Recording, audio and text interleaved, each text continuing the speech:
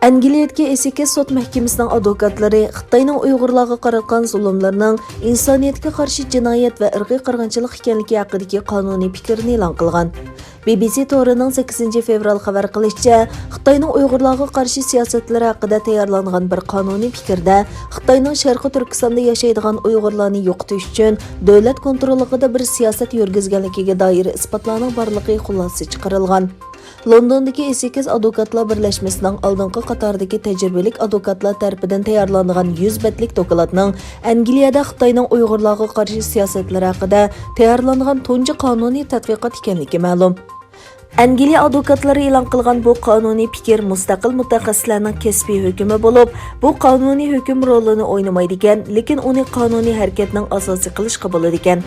Dokladda tutib turilayotgan Uyg'urlarni qasddan jismoniy ziyonga uchirtish, tug'mas qilib etish va bola tushirgizish orqali ayollarning tug'ishini cheklash va Uyg'ur bolalarini jamiyatdan majburiy ayirish qatorli qilmishlarga oid dalillar o'tirg'a qo'yilgan.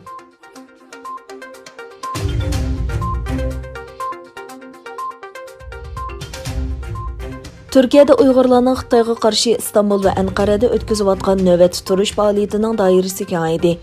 Qozog'istonda Xitayğa qarşı fəaliyyət başlandı. Türkiyədə bir türküm Uyğurlar Xitayning irqiy qirg'inchiligiga qarshi İstanbuldagi Xitay konsulxonasi və Anqaradagi Xitay bosh elchixonasi oldida faoliyatini davomlashtirayotgan bir paytda Qozog'istonning Olmuta shahridagi Xitay konsulxonasi oldida Xitayga qarshi faoliyat boshlanganligi bildirildi.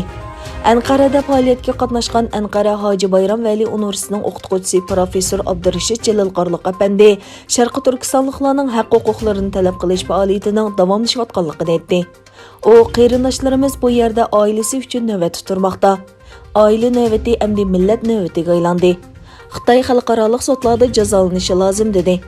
Abdurashid apandi yana Xitoyning O'rta Osiyodagi Turk Cumhuriyatlari uchun cho'ng bir tahdid ekanligini va bu davlatlarning buni tunib yetishi kerakligini ta'kidladi. Bu haqda bayonot e'lon qilgan Sharqiy Turkiston madaniyat va uchur markazining sobiq raisi Abdujalil Qarqash apandi Amerika, Yevropa va Avstraliya boshchiligida dunyoning har qaysi joylarida yashayotgan Sharqiy Turkistonliklarni Turkiyada boshlangan bu harakatga ovoz qo'shishga chaqirdi. Sizin çocuklarınız yok mu? Ha? Siz niye böyle yapıyorsunuz?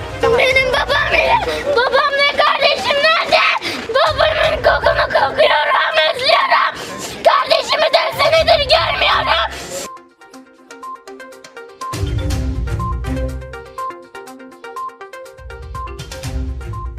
Amerika Tashqi ishlar ministri Antony Blinken sobiq prezident Donald Trampning Xitoyga tutqan pozitsiyasining garchi uslubi xato bo'lsa-mu, ammo pozitsiyasi to'g'ri edi dedi. Amerika CNN televiziya kanalining bir programmada savollarga javob bergan Blinken, Amerika mayli hamkorlik, raqobat yoki qarshilashish munosabati bo'lsin, Xitoy bilan bo'lgan munosabatni kuchli o'ringa qo'yishi kerakligini aytdi. Blinken mundaq dedi: Prezident Trampga odil bo'lsak, uning Xitoyga tutqan pozitsiyasi to'g'ri bo'ldi. O to'g'ri ish, uning usuli xato, ammo asosiy prinsip to'g'ri dedi.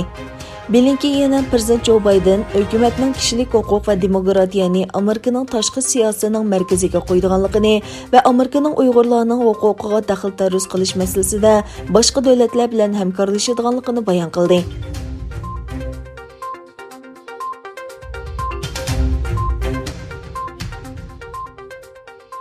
Xitoy Kommunistik partiyasining rasmiy axborot organlarining biri bo'lgan Yer shari vaqt gazetining bosh muharriri Xu Shichin Twitterda yozgan yozmasida o'zining 2022-yilda qishliq o'limpik tەnhəriكەت musobaqasini boyqut qilish fikrining baqollashga erishidi deb qaramaydiganligini aytdi.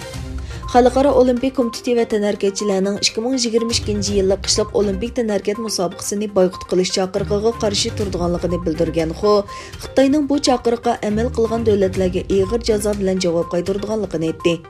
Kam deganda 180 kishilik huquq tashkiloti Xitoyning kishilik huquq dafsandichiligiga qarshi turish uchun 2022-yili Beyjingda o'tkazilgan qishliq o'limpik tənhəriكەت musobaqasini boyqut qilishni talab qilgan edi.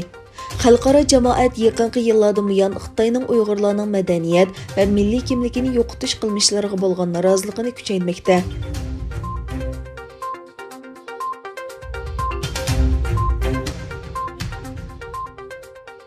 Amerika prezidenti Joe Biden Birleşken Devletler Teşkilatı Kişilik Hukuk Kengashiga qaytishni planlamoqda.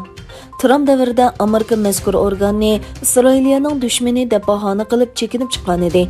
Amerika Tashqi ishlar ministri Antony Blinken bu to'g'riliq bayonot e'lon qilib, Amerika prezidenti Joe Bidenning diplomatiya siyosatining demokratiya, kishilik huquq va adolatni asos qiladiganligini va Birlashgan Davlatlar Tashkiloti Kishilik huquq kengashining umidsizlik va adolatsizlikka qarshi turish va asosiy erkinlikni qo'llashning muhim quroli ekanligini bayon qildi.